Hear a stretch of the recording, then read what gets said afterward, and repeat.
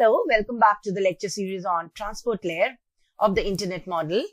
In this video, we are going to learn about TCP error control mechanisms. So what is the agenda? We will be touching upon the error control, then checksum, after that acknowledgement, then retransmission, then timeout, after that out of order segments. Then I will give some example scenarios of error control mechanisms of TCP. What is error control?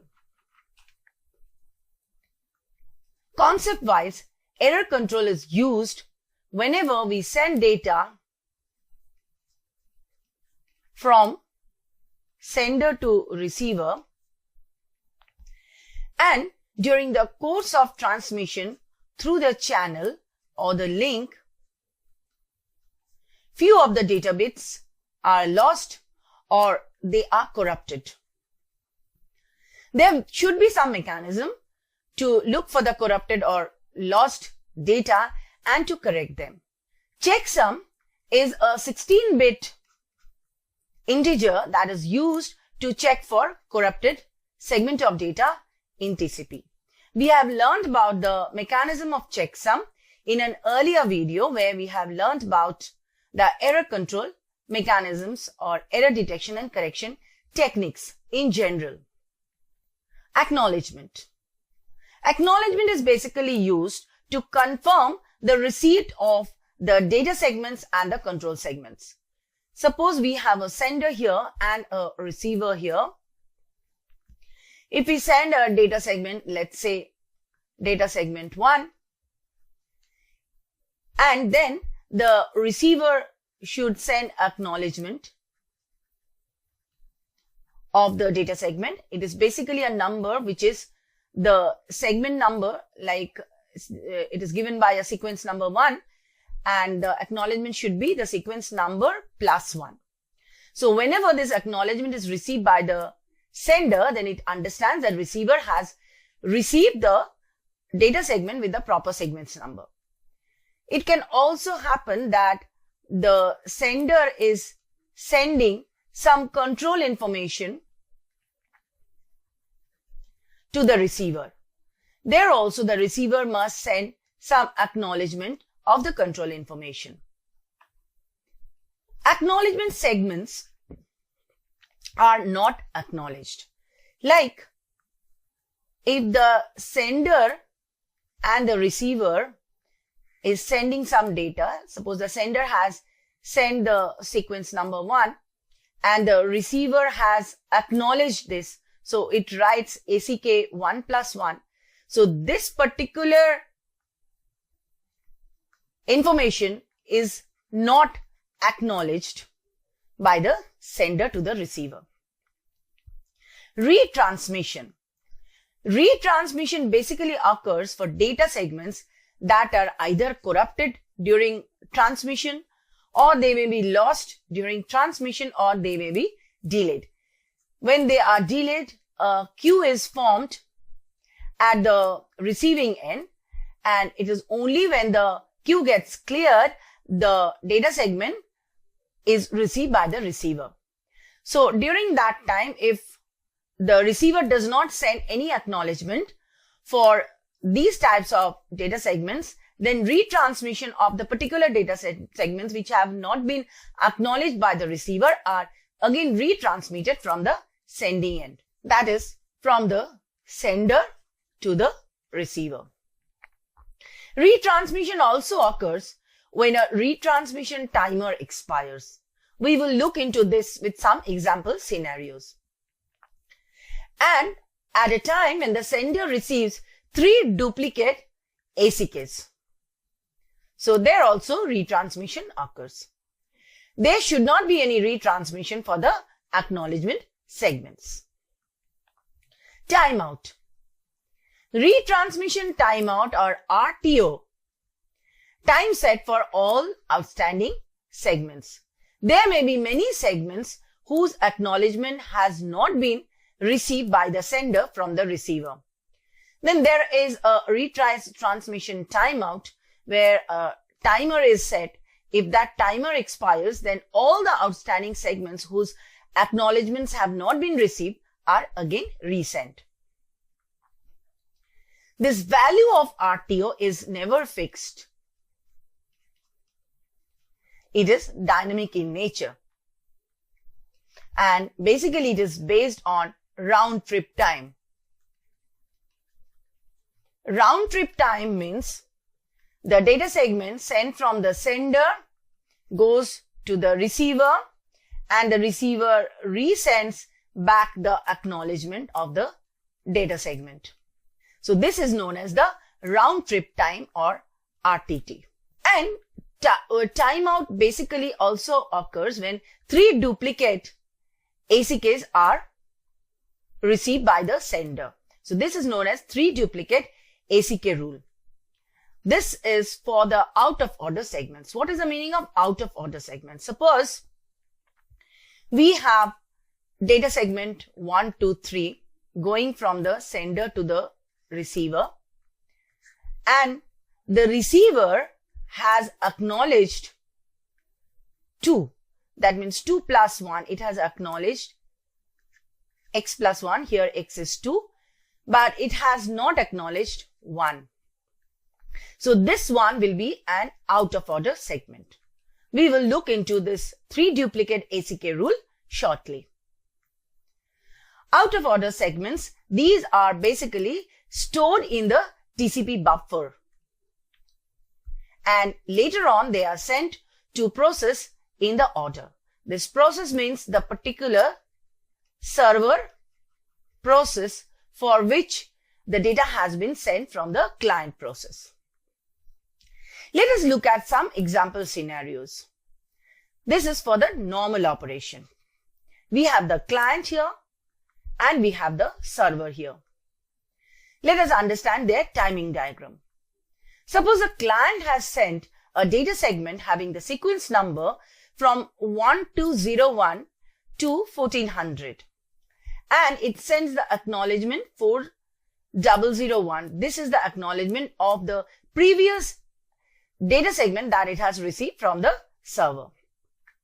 Now this client sends this data segment to the server, and the server again resends the acknowledgement.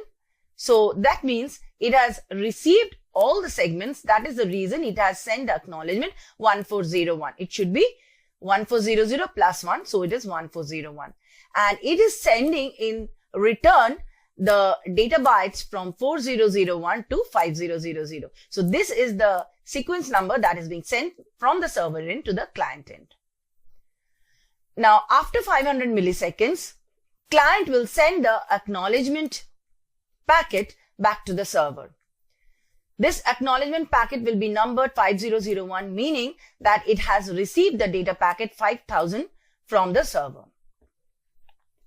The server again then sends the next chunk of data bytes like 5001 to 6000 with the acknowledgement 1401. This 1401 means it has already acknowledged the data segment 1400 from the client. Again, it can send sequence numbers from 6001 to 7000 with the acknowledgement again 1401. After a certain interval of time, let's say 500 milliseconds, the client can send the acknowledgement indicating the acknowledgement number is 7001, meaning that it has already received the chunk of data of the server till 7000. So this is the normal operation. Let us now look into a scenario where we have a lost segment. As before, we have a client here. This client here basically is the sender. And we have a receiver here. Let's say this is the server. Here, the client is sending sequence number 501 to 600 with the acknowledgement X. This acknowledgement X means it has already received some data from the receiver and it is acknowledging it. So it has most probably received data X minus 1. At the receiving end, it will create a buffer and it will store the data.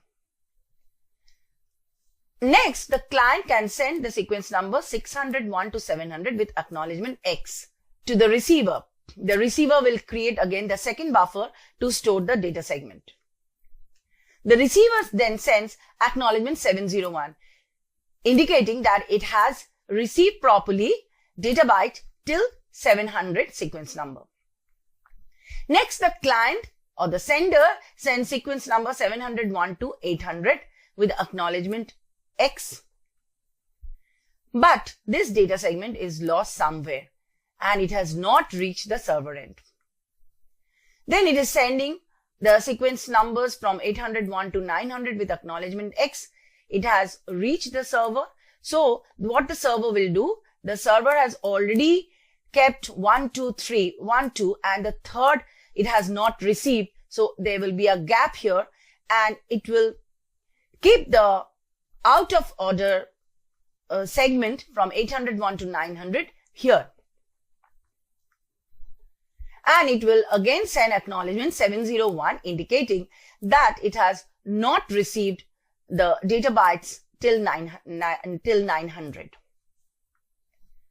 So after this RTO, the client or the sender can again resend this sequence number 701 to 800 with acknowledgement X. So this is the example scenario for lost segment. The server in return can send the acknowledgement with number 901, indicating that it has received all the data bytes and the out of order segments are then clearly made in order segments with the removal of the gap. Next, we look into the example scenario of fast retransmission. As before, we have the sender side and the receiver side. Let's look at the timing diagram. Here the sender is sending sequence numbers from 101 to 200 with acknowledgement X.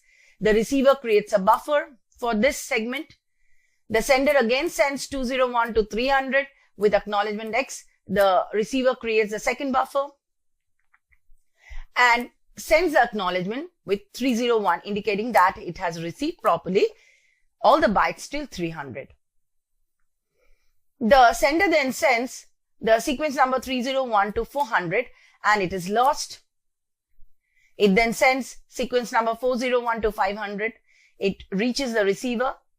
Receiver will keep it as it is like. So it will again send with acknowledgement 301 because it has not received 301. And this will be the out of order segment with a gap. The sender will again send 501 and to 600.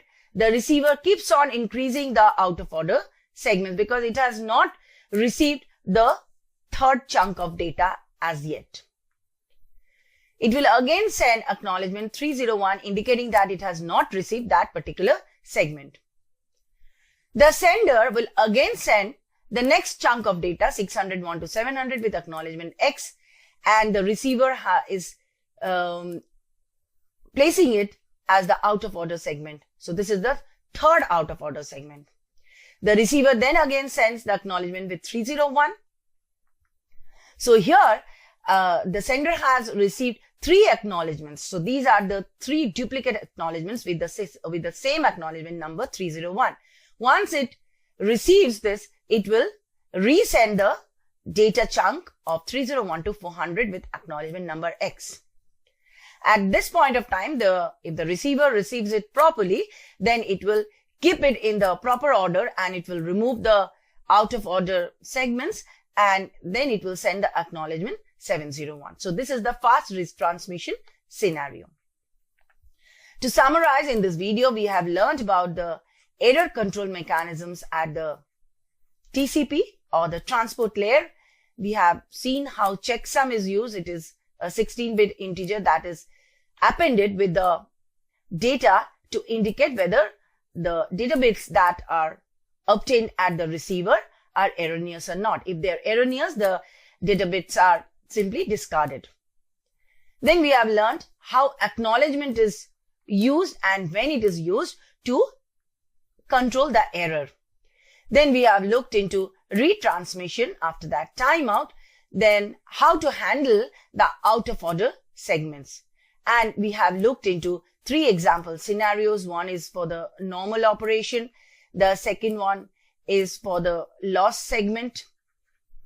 And the third one is for fast retransmission.